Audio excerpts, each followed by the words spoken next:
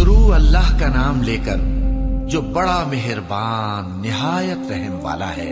اے نبی صلی اللہ علیہ وآلہ وسلم، اپنے پروردگار کا نام لے کر پڑھو جس نے تمام کائنات کو پیدا کیا، جس نے انسان کو خون کی پھٹکی سے بنایا۔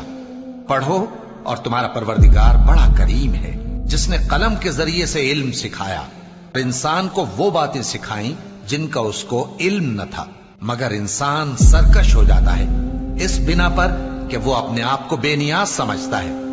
کچھ شک نہیں کہ سب کو تمہارے پروردگار ہی کی طرف لوٹ کر جانا ہے۔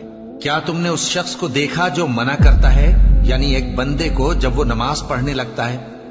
بھلا دیکھو تو اگر یہ راہ راست پر ہو یا پرہیزگاری کا حکم کرے تو منع کرنا کیسا؟ تو اس کا انجام کیا ہوگا؟ ذرا دیکھو تو اگر اس نے دین حق کو جھٹلایا اور اس سے منہ موڑا